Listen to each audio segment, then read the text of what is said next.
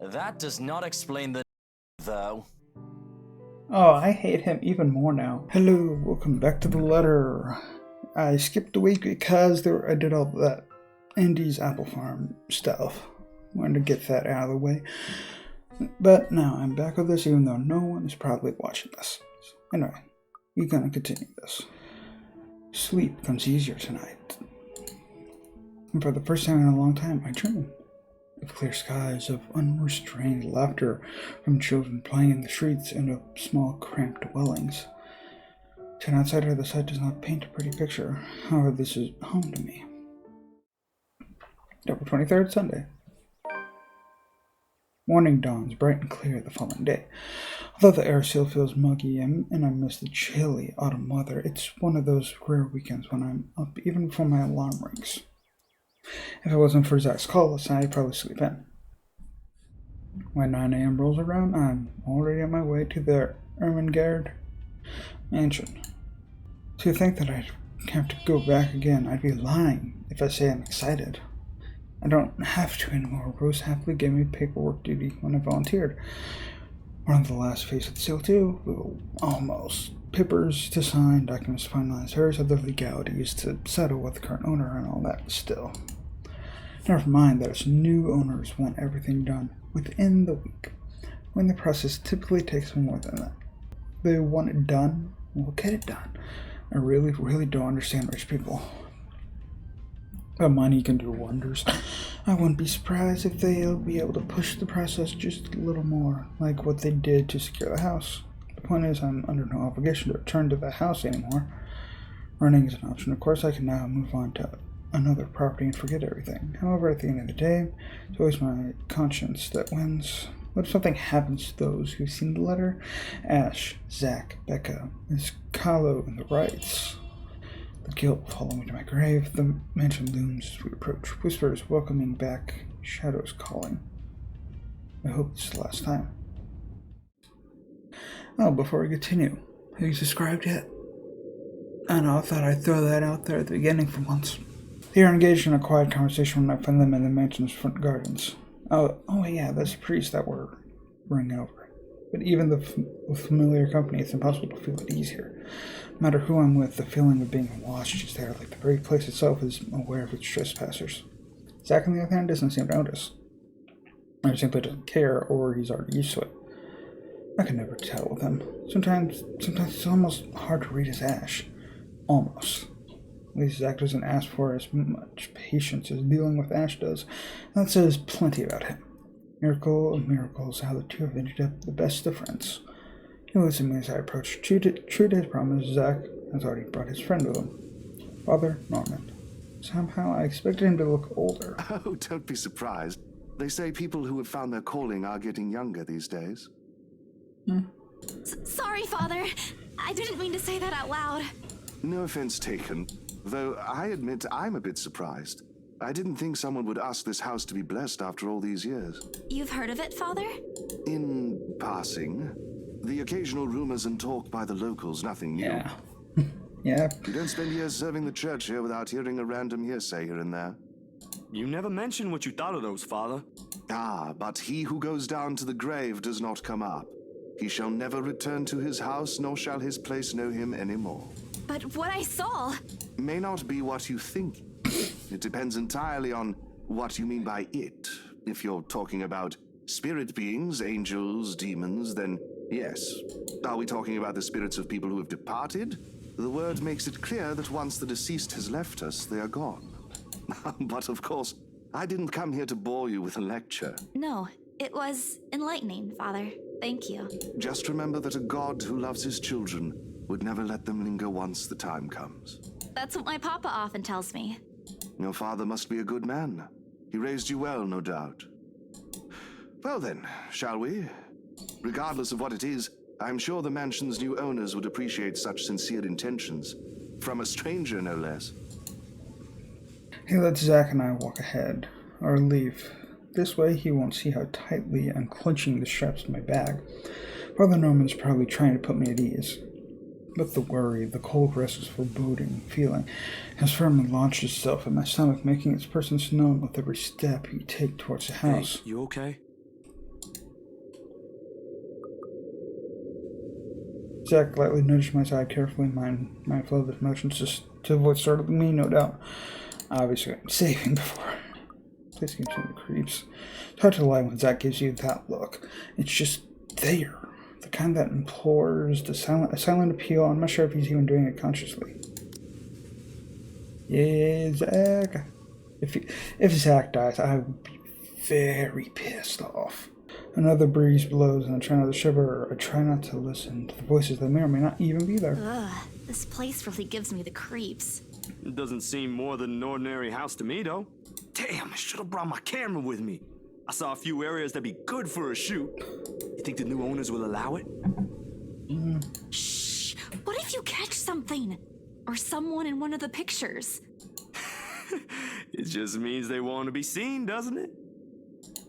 Don't ask for it. It's not like we can stop them if they do. You're really not helping, Zack. All right. Sorry. Don't worry. I don't think whatever's inside this house will do anything. I'm here, yeah? I'll take care of them. Or I think I can. You're not that scary, but thanks. I'll be sure to run behind you if I see one. Ridiculous talk. Though the temporary reprieve it lends is more than welcoming. He offers me a smile in return, the least he could do. With a slight motion in my head, he gestures for us to move ahead, while my own fears are left forgotten for the time being. The things inside my bag clatter softly against each other, while I rummage for the keys to the mansion. I should have heard the telltale jingle by now, but didn't I put it in my bag last night? Seconds later, I'm sitting on my heels, one after another. I'm taking out everything from every pocket, every slip. It'd be a pain to put everything back later, but I'm sure it's just under the nothing. Oh man, of all the times to forget. Is something the matter? No, I'm sorry, Father. I think I left the key. I used to come my uncle excuses, and right after they'd both taken the time to go this far away from the city. With a heavy sigh, I grabbed the door handle to pull myself up. A string of apologies ready at the tip of my tongue. Careful, Bella! We've spoken with the current owners. Well, technically, you were not yet the owners, but... It's a brief moment of confusion. And then I'm falling. The momentum of the door swinging open pulls me back first into the mansion's foyer before I can make sense of what's happening. Ow, my back. What the... Isabella? No time to nurse my bruised back or make up excuses because the next thing I know, Zack's gently pulling me upright by my arm. Rose looks down at me with a mixture of apprehension and something I couldn't quite place. I'd say it's relief, but she's good going, Isabella, right after you volunteered to work on the papers. And standing behind her... Ma'am Hannah! Mr. Wright! Oh, Isabel. We always meet in the most interesting circumstances. A complete understatement, darling. What are they doing in my house? Technically, it's not your house yet. Abruptly, he waves his hand at Zack and Father Norman, like their presence is a slight against his own. I thought you said you wanted to do paperwork duty. What are you doing here? Like a deer caught in the headlights? Unfair, Rose. That's putting me on the spot. It leaves me no other choice but to answer. The reason why I'm here? I guess. Well, spit it out, Lily. We don't have all day. I hate him. I'm just here to make sure everything is fine before... Sorry. I'm so sorry, ma'am. You said I'll go to hell. If I lie, I likely will after this, but there's no other way. Well, it isn't entirely a lie. I am here to make sure no one disturbs them after they move in. It just so happens that what I'm checking for and trying to avoid is of the paranormal variety. Oh?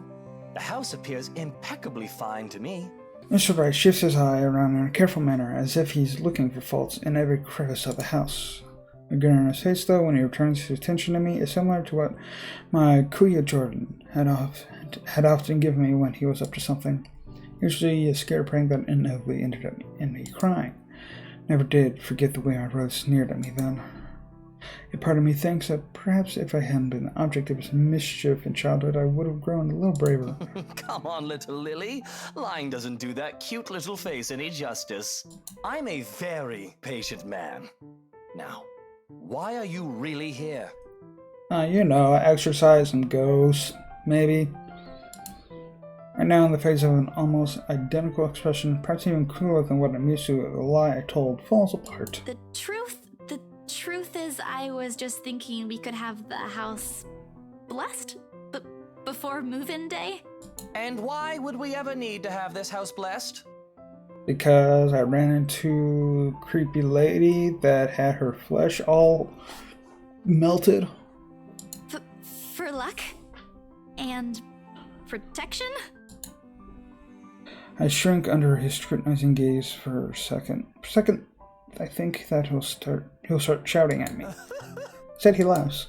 Not the mocking, jeering kind, but one wondering if he's hearing things right. I'd say he was amused, but honestly he couldn't understand what was so funny with what I just said. Was it really that weird? Wasn't it a custom here? I wish Becca was here to explain stuff like this. That's rich coming from you. When we saw Devlin Court, you didn't. It's a small custom back home. I thought it would be nice to do something that would bring positive energy to the mansion, since this place has been empty for years. And the papers, Isabella? I hope you did those first before this. Of course I did. It's almost done, in fact. But there are some items I still have to double check before finalizing everything. You know I don't sign without a thorough inspection. And well, this is what this is for too. I just thought it would be more efficient to do both at the same time. Here I thought you didn't want to go back. A job is a job, Rose. Gotta do what you gotta do to make a living. Oh, well, if that's the case, then go ahead. No need to be so hard on her, Rosie. I personally think it's a nice touch. I was actually thinking of the same thing, but you beat me to it. Darling, Buttercup, please. You know these things don't work. No offense meant to the holy man, of course. That does not explain the though. Oh, I hate him even more now. You did not just say that. All of a sudden, there's an awkward silence that even Rose, of all people, seems reluctant to break. Although a desire to do so is evident in the way her eyes nervously shifts to Mr. Wright. Meanwhile, as I grip my arm, suddenly tightens on. I wonder why. He doesn't say anything further, but there's a conflicted look on him when I glance up. That's the face he makes only when he desperately wants to give someone a piece of his mind, but chooses not to do so, mostly to avoid confrontation or fanning the flames to an argument. Please, if someone's gonna die, please let it be Mr. Wright. Please. He has always been like this, even among his own friends. He chooses to take a placating stance despite holding opinions of his own. Not that I won't say anything. I know Mr. Wright's client was Mr. Wright's a client, but you can't just say that in front of other people. In front of Zach, no less. If Ashton were here, I know he wouldn't stand for it. Neither do I. There's a reason why bullies back home never touched my younger brother again after I gave them a taste of their own medicine. He might be inches taller than me, but I'm pretty sure I can still land a hit or two. Maybe, if only I'm not going to get in trouble with BRC for it. But before any punch could be thrown, Ma'am Hannah cuts in. Lucille Mitchell Wright. In a voice too firm, demanding his complete silence. What? Instead of answering, she merely crosses her arms and shoots her husband a sharp, disapproving glare. That seems to have done the trick. He merely shuts his mouth, but not before muttering a few inaudible words under his breath. At this moment, Ma'am Hannah could only sigh and roll her eyes more than happily to get back to the topic I'm at hand. sure she knows what she's doing, love. She got us the house, remember? Who knows what a little positive vibe can do? It could even give us what we've been eagerly waiting for all these years. What have we been waiting for? I don't think I was ever informed of. Nothing you should worry about right now. Anyway, we've still got a few things we need to discuss with Rosie here. Over lunch? I hope you don't mind, Isabel. We'd love to take you with us, but... Oh, no. Go ahead, ma'am. This'll take time. That's why there's two of us working on this. Rose looks like she's about to murder someone, probably me. At least she won't have to stay in a haunted property. She's getting the better end of this deal if anyone's going to ask me. Oh, wonderful. I hope the next time the three of us meet, it'll be over a closed deal, Of course, ma'am. Please look forward to it. Rose hurriedly hands me the keys to the house before leaving, mouthing reminders to secure the place on harmless threats for throwing her under the bus. I return it with a reassuring smile of my own, even if she's the one who often forgets. Sheesh. And just like that, gone, just as quickly as they appeared, fleeting from one scene to the next and leaving me wondering if this is simply what's typical for the rich and famous. If so, I'd rather stay with my run-down apartment or a little shack back home. There's still joy in the smallest things, after all. With a house this big, it's not surprising when the ceremony takes few hours to finish. The sun's already high by the time we've gone through the last room. I never say I'm a devout follower of my own faith, even with Mama and Papa's teachings, but hearing every word Father Norman uttered as we went around the house has put me at ease. All of a sudden, the mixture doesn't seem so scary anymore. Maybe there is an end to this. Perhaps this is the end. Father Norman bids us goodbye upon exiting the mansion grounds. He has business in the village nearby. He says a minute just so she'll reach out to the members of their parish every once in a while. It reminds me of a distant memory of helping hands and a few kind smiles that helped put my family pull through when times were tough. But before he leaves, Isabella, a word before I go. Okay. Zachary hasn't been really forthcoming with your situation, and it is something I understand it wasn't his to share. But whatever burdens you, know that it's not a permanent fixture in your life. Besides, you have people to bear it with. I bite back the harsh retorts before they come out, masking it with a smile as we wave the good priest off. His words, though meant to comfort, has only left a bitter taste in my mouth.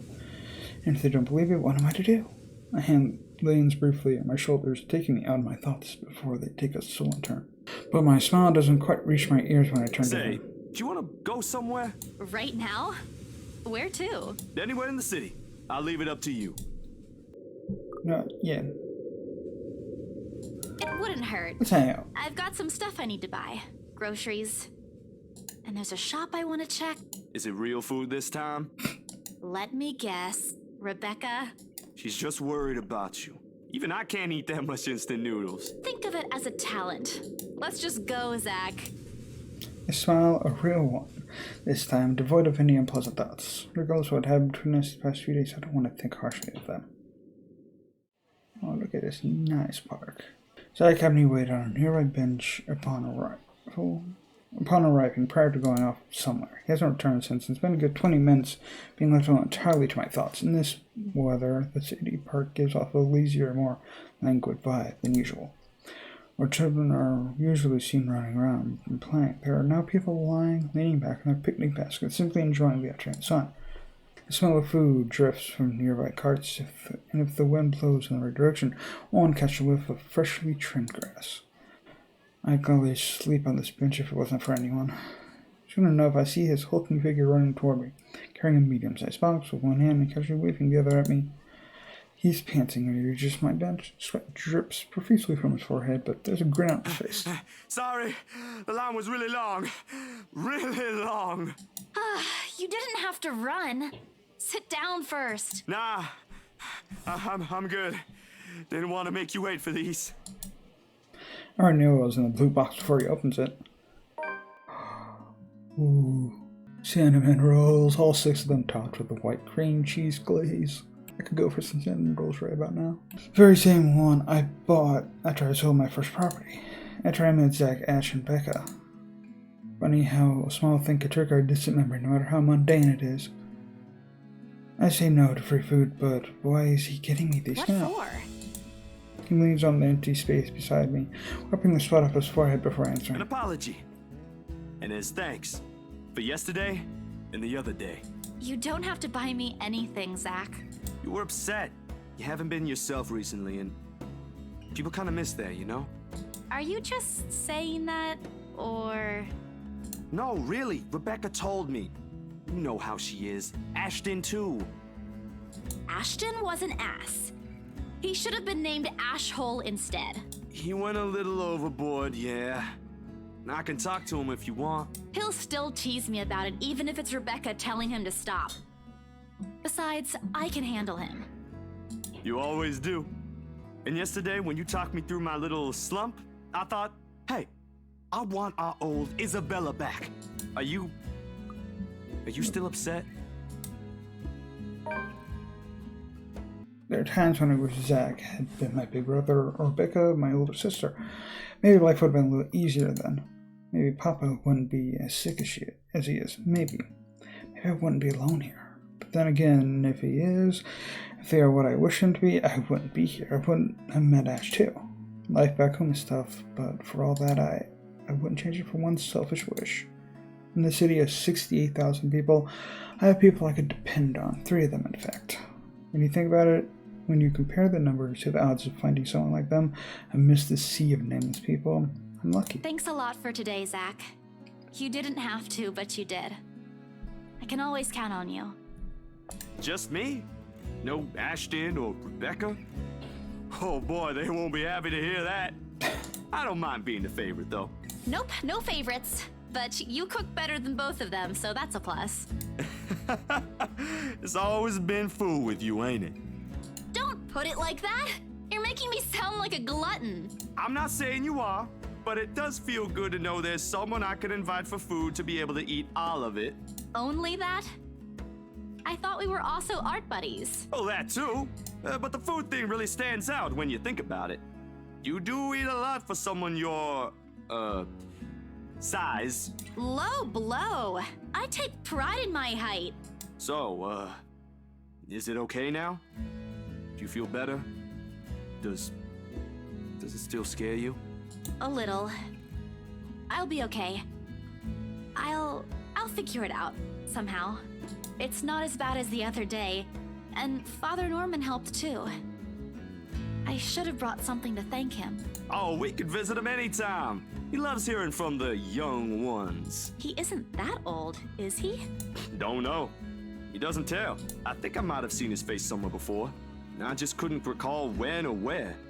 Ash says he looks like his boss, so the bartender at the local pub if he squints. Don't take his word for it, of course. He might have accidentally inhaled something from the forensic lab again when he said that.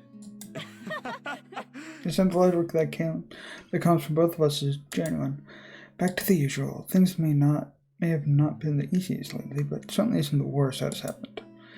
We do end up sharing the cinnamon buns between us because Zach's insistence that it's only for me, but more than the food, there is relief and contentment. If you need anything, just ring, okay?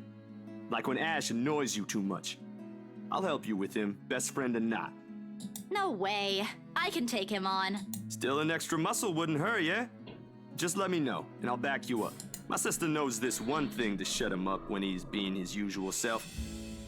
Ask me what it is whenever you want, and I'll spill it. I don't think that's necessary, but thanks. I'll keep that in mind. He leaves me with a smile and a wave. Off to some new gig again. As for me, we still need to talk. Becca, Ash, and I put petty arguments aside like the adults we all are. This, however, is a start. No matter how small it may be, I just hope I can keep them safe. Light wind blows again, sending dried leaves swirling and the distinct smell of earth into the air. For the first time, the sunlight feels less harsh. Maybe a walk is good? I need to visit the grocery too. Come to think of it, wasn't there an art store that opened recently near the park?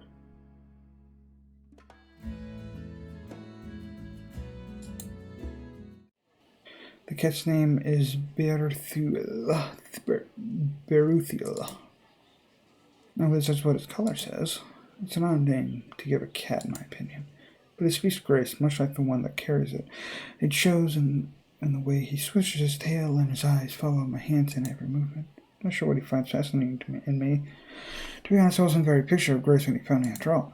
Here's a bad idea. Carrying 2 heavy bags of newly bought art materials, groceries, without help or a sure ride home. In hindsight, perhaps I shouldn't have bought all these at the same time. I didn't even make it past the park, and now I'm suffering underneath the glutton afternoon sun, hunched up on a park bench and drenched in sweat, in the company of a cat, curiously watching my every movement. I hope it stays where it is. It's just a black cat, but back at home they're considered ill omens. Don't look at me like that. I can act graceful as well if I want to. Not that I ever acted graceful in my life, of course. Growing up with rowdy younger brothers and a sister does that. Maybe it's the opposite. Mama used to call me a little troublemaker before. Well, graceful or not, there's no use in moping. A short breather and then I'm off. Besides, it isn't like the company's bad. Even if it's a cat, as long as it doesn't bite or cross my path. Where's your owner, anyway? He has one, doesn't he? As an owner, that's what the collar's for, isn't it? Bandage is wrapped on one of its paws, so I wonder what happened to it. Did it run away? Well, if you don't have one, I won't be able to take you in. My apartment doesn't allow pets. I tried to bring one home before, a cat. Not black, of course. And Rebecca threw a fit before the landlady could. Take a small packet of sweets from one of the bags beside me and pop it open. As I'm about to pull one out of my mouth, he meows. My hand stops. Do you want one? He doesn't meow again as I'm expecting to, but I take his unblinking gaze as a yes. I shift the piece of my palm and hold it out to him warily. He sniffs it once, twice before. Baruthia! Oh. Like a good, properly trained pet, Baruthia responds as soon as he's called. I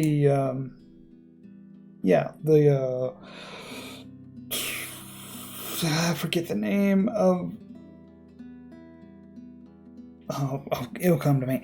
Recognition comes as soon as my head snaps in the direction of the place. Miss Kala, it's Miss Kala. It's hard to miss, but with her height. Sorry, did my cat hurt you? Miss Santos, was it? I'm surprised to see you here. Nice to meet you again, Miss McCullough. Were you harmed in any way? I'm sorry. Baruthiel's not exactly fond of other people. Even run away from the veterinarian right now. Oh no, he was just sniffing my hand earlier. My Baruthiel's a she. She? All this time I thought the pause in conversation, if this can be called one, is uncomfortable. We're either two people working different jobs for the same client. Frankly, meetings like this don't happen a lot, and if it does, a small nodding of heads is enough. So, trying to be friendly won't hurt, right? Talk about her cat. So, I keep my tone cordial and warm. I'm actually surprised you have a cat, Miss McCullough. Oh, did it go down? Or is that just saying it's an even thing there? I don't know. And why exactly is that? There are a lot of people who have pets. Yeah, but not a black one. I'm amazed you're taking care of one. I don't understand what you're trying to get at. Is there a problem with my cat? Oh, I may have just pissed her off a little. No, not at all. She's very sweet. Just in other cultures, aren't they a sign of bad luck? Back at home it is. My grandmother used to tell me stories about it. Nothing has happened to me so far. Displeasure is evident on her face. I'm sorry. And of course I've forgotten that for other people, black cats aren't no good luck. There you go again, running your mouth off, Isabella. I racked my brain for a way to remedy the situation, but she held out a hand. This is a good place to stop and end this conversation, don't you think so? It is good to see you again, Santos. Complete dismissal if I'd ever heard one. I watch her as she leaves, though she stops shortly before crossing the threshold separating the park and the street. She faces me again and looking like there's something she had forgotten to say. By the way, about the Ermengarde mansion, with my clients, it's the rights. I mean, I hope you don't mind me asking, but has the deal been finalized? There's still a few papers they need, but the house is more or less theirs now. Ah, thank you. That's all I needed to know. Wait, about the mansion, The letter, the same one they saw. Whoever she is, she's asking for help. Someone. I want to tell Miss Kala that the urban legends aren't just legends anymore. They're real. She's not going to believe me. Don't mind me. I need to go too. Have a good day, Miss McCullough. I hasten to pick all the bags I've left on the bench and ran as far as my legs can take me. In the moment, what I'm carrying in my hand weighs far lighter than the overwhelming guilt trying to consume me. Home. want to go home. Anywhere where I won't be reminded of the house, of her, of my own cowardice. And that's where I'll leave this video of the letter. I hope you enjoyed this video of the letter. If you enjoyed it, then subscribe. Check out some of my other videos, and hope to see you next time. Bye-bye.